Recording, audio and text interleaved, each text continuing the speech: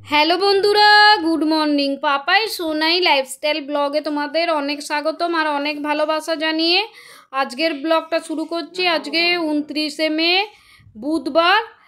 আর আগের দিনের যে ব্লগটা শেয়ার করেছিলাম বাপের বাড়ি যাওয়ার, আজকে পার্ট 2। চলো রান্নাবান্নাটা করে নিই আর তোমরা আমার সঙ্গে থাকো। চটপট করে রান্নাবান্না করে নিচ্ছি, একটা সময়ও ফাঁকি দিলে হবে না। ওদিকে ভাত বসিয়ে এদিকে আলু ভাজা বসিয়ে দিলাম, পাঁপড় ভাজা কমপ্লিট। চলো আলু পোস্তটা করে নিই টপ করে। মানে বললাম না, কোথাও যাওয়ার হলে ফুল দমে এনার্জি পেয়ে যায়। এদিকে চাটাও বসিয়ে দিলাম, কারণ চা না হলে তো চলে না। আর এদিকে দেখে নিলাম তরকারি বসিয়েছি, আলুটা সেদ্ধ হচ্ছে কিনা, মানে ঝটপট ঝটপট সব করতে হবে। কোথাও গেলে এনার্জি থাকে আমার একদম তুঙ্গে, বুঝলে বন্ধুরা। আর এদিকে চিকেন, না চিকেন নয়, ঘুগনি করব, তার জন্য মশলাটা কষিয়ে নিলাম। কারণ এত স্পিডে রান্না বান্না করেছি যে ভয়েসটাও দিতে গিয়ে একটুখানি গন্ডগোল হয়ে যাচ্ছে, বুঝেছো? মানে তোমাদের সঙ্গে এমনি বললাম চলো তাহলে রান্নাবান্নাটা করতে থাকি। আর এখানে আমি ঘুগনিটা একদম বসিয়ে দিচ্ছি। আর একটুখানি গরম মশলা দিয়ে দেবো, কারণ পেঁয়াজ রসুনের ঘুগনি তো গরম মশলা ছাড়া ভালো লাগবে না। তাহলে রান্নাবান্নাটা করি আর তোমরা সঙ্গে থাকো। আর ওদিকে দেখলে আলু পোস্তটা নামিয়ে দিয়ে এদিকে ডাল সেদ্ধটা বসিয়ে দিলাম। মানে একের পর এক তাড়াহুড়ো করে করতে হবে, তাহলে আমি রান্নাবান্নাটা করতে থাকি আর তোমরা কিন্তু আমার সঙ্গে থাকো বন্ধুরা। চলো তাহলে এদিকে রান্নাবান্নাটা মোটামুটি ঘুগনিটা করে ফেললাম কমপ্লিট। আবার কড়া ধুয়ে চট করে বসিয়ে দিতে হবে রান্নাটা। বললাম না, স্পিডের সঙ্গে রান্নাটা করতে হবে আর তার সঙ্গে তোমাদের সঙ্গে স্পিডলেস কথাটাও বলতে হবে। তাহলে চলো এবারে তড়কাটাও সাঁতলে নিতে হবে, বুঝলে বন্ধুরা।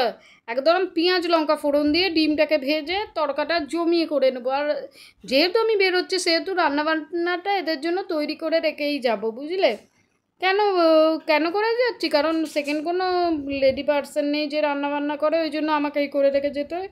ওই জন্য তাড়াহুড়ো করে রান্নাটা করে কোনো রকমে ঘুরতে গেলেই বাঁচি, এমন অবস্থা আমার।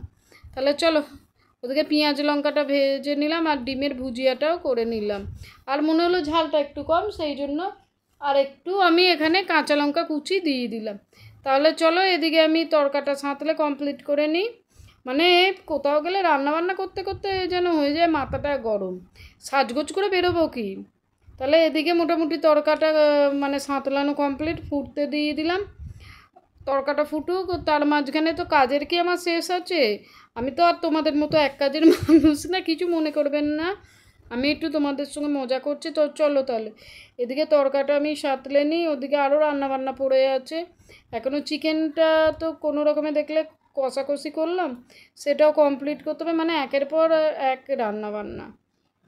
আর বলতে বলতে এই দেখো, মানে কড়া নামাচ্ছে আর কোনো রকমে একটুখানি সাবান বুলিয়ে আবার রান্নাবান্নাটা বসিয়ে দিচ্ছি। আর এদিকে বললাম না চিকেনটা কষে একদম বসিয়ে দেবো। মানে কোথাও গেলে 2-3 দিনে রান্না করে যাই, যখন মানে বেরোনোর থাকে 2-3 দিন, কিছু করার নেই, বুঝলে বন্ধুরা। যা সংসার যেমন তাকে সেইভাবে চলতে হয়। চলো তাহলে এখানে চিকেনটা ভালো করে কষিয়ে নিচ্ছে। আর টমেটোটা শেষ আনতে যেতে পারিনি বলে একদম টমেটো সস দিয়ে বেশ করে কষিয়ে নিচ্ছি। আর বয়স্ক লোকেরা খাবে বলে তেল মশলাটা কম, কিন্তু তোমরা যদি তেল মশলা কম দিয়ে খেতে চাও মশলাটাকে বেশ করে কষিয়ে নেবে। আর এইদিকেও দেখো, বললাম না হাতের কোনো বিরাম নেই। আর এদিকে ডালটাকে আমি সাঁতলে দিলাম। আর মাংসটাও কষা হয়ে গেছে কমপ্লিট, ওই জন্য ওইদিকে নামিয়ে রেখেছি। আর এই দেখো এদিকে মাংসটা আমি করে ফেলেছি রেডি। মানে বললাম না মেশিনের দমে কাজ করব আজকে, একদম আমি হয়ে গেছি পুরো মেশিন। তাহলে চলো এদিকে রান্নাবান্নাটা আমি কমপ্লিট করেছি, 10টার মতো বাজে, কিন্তু স্নানটা কমপ্লিট করতে হবে, আরও কাজ আছে, সাথে থাকো। আর এদিকে চলো বাসনপত্রগুলো ক্লিন করে নিই। মানে রান্নার পর তো এই এক বিরক্তিদায়ক কাজ থাকে বাসনপত্র ক্লিন করা। আর বাসনপত্র ক্লিন না করলে খাওয়া দাওয়া বা রান্নাবান্না কিসে করব। ওই জন্য বাড়তি কথা না বলে চলো এদিকে বাসনপত্র মেজে ঘষে পরিষ্কার করে নিই আর তোমরা আমার সাথে থাকো। আর চলো এবার হয়ে গেছি, ঝাঁট দিতে হবে, ঝাঁট দিয়ে ঘরদোর মুছে স্নান করতে হবে, তবে ছুটি হবে। তাও তোমাদের দাদাকে বলেছি ওদিকে পুজোটা সেরে নিতে।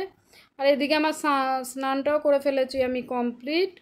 চলো কোনো রকমে সাজগোজ করেই বেরিয়ে পড়তে হবে, কারণ এত কাজের পর এক ফোঁটাও এনার্জি পাই না সাজগোজের। কিন্তু বেরোবার জন্য তো যেটুকু প্রয়োজন সেইটুকু পরিমাণে সাজগোজ করতে হবে। তাহলে চলো বেরোই, তোমরা আমার সঙ্গে থাকো। আর এদিকে আমরা রেডি হয়ে বেরিয়ে পড়ছি, কোনো রকমে সেজেছি। আর গরমে মুখের অবস্থাটা দেখো। তাহলে চলো। আর এদিকে আমরা বাড়ির সামনে থেকেই অটো পেয়ে গেছি, অটোতে চেপে পড়লাম, একদম স্টেশনে চলে যাব। আর আজকে আমরা 3 জন মিলেই যাচ্ছি, বড় ছেলে একদম যায়নি। তাহলে চলো। আর এদিকে টোটো থেকে নেমে ট্রেন ধরতে চলে যাচ্ছি, খানিকটা একটু তফাতে নামায়, কী আর করা যাবে বলো। চলো তাহলে, মানে খুব ক্লান্ত হয়ে গেছি। আর রান্না বান্না করার ফাঁকে খাওয়া দাওয়া একদম হয়নি। আর এদিকে ওরা টিকিট কাটতে গেছে, আমি বাইরে দাঁড়িয়ে আছি। আর এই দেখো টিকিট কাটা কমপ্লিট, দৌড়াদৌড়ি করছি। অবশেষে ট্রেনটা পেয়েছি, মানে সিট পেয়েছি। কেমন 3 জন বসেছে, 4 নম্বর সিট থেকে কোনো রকমে একটুখানি মানে ঠেকনা দিয়ে বসার মতো সেই রকম সিট পেয়েছি জানো বন্ধুরা। চলো তাহলে। এদিকে বাস থেকেও নেমে পড়েছি, মানে ট্রেন থেকে নেমে এবার বাসে উঠবো। বাসটা একদম ফাঁকা, স্ট্যান্ড থেকে উঠি তো। আর চলো, গরমে নাজেহাল অবস্থা, একটু পেপসিও খেয়ে নিলাম। আর একদম ফাঁকা, মানে বাসটা না ভরলে বাসটা কিন্তু ছাড়বে না। তোমাদের দাদা বসে ওয়েট করছে, আর স্টিয়ারিংটা দেখে ভাবছে একটু ঘুরিয়ে দেবো নাকি। যাই হোক চলো তাহলে। আর এই দেখো বাইরের সিনারিটা জাস্ট অসাম। চলো। আর এখানে দেখতে পাচ্ছ আমরা বাস থেকেও কিন্তু বন্ধুরা নেমে পড়েছি। এটা হচ্ছে আমাদের বাপের বাড়ির সামনেটা, মানে রাস্তাটা জাস্ট দেখো, দেখেছো? কলকাতা শহরই যাই বলো না কেন। আর যে যেখানে থাকে তার সেখানটাই মনে হয় সুন্দর, ওই জন্য ফালতু কথা বাড়িয়ে লাভ নেই। চলো এবার আমার সঙ্গে সঙ্গে আমার বাপের বাড়ি চলো, তোমরা আমার সাথে থাকো আর আমার সঙ্গে চলো। তাহলে বাস থেকে নেমে গাড়ি রাস্তাটাও পার হয়ে গেছে, আর 1 ফুট দূরে গেলেই বাপের বাড়ি চলে আসবে, আর কোনো মানে পার হওয়ার কোনো জায়গা নেই। তাহলে চলো আমার সঙ্গে চলতে থাকো। আর এই দেখো এই লাইন ধরেই সোজা আমি চলে যাব। আমি ভেবেছিলাম মনে মা দাঁড়িয়ে থাকবে, কিন্তু প্রচণ্ড গরম তো, ওই জন্য বয়সও হয়েছে, মা বেরোতে পারেনি। আর এখানে আছে গুঁড়ো মশলা, মানে একদম জিরে বলো, ধনে বলো, লঙ্কা বলো, একদম পিওর যে গুঁড়ো। সবসময় নিয়ে যাওয়া হয় না, তোমরা ভাববে মানে গুঁড়োটা টাটকা গুঁড়ো বলে নিয়ে যায়, কিন্তু সবসময় সম্ভব হয়ে ওঠে না। আর এই যে আমাদের বাপের বাড়ির মানে পাশের গলি, এই গলি দিয়ে গিয়ে ক্রস করলেই চলে আসবে বাপের বাড়ি।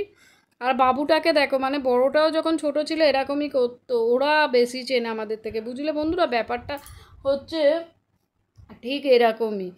তাহলে চলো। আর এই যে চলে এসছে আমার বাপের বাড়ি, আর বাবুটা গিয়ে ডাকছে দিদিমা খোলো। তাহলে আজকের ব্লগটা এই পর্যন্ত, দেখা হবে নেক্সট ব্লগে, ততক্ষণের জন্য বাই।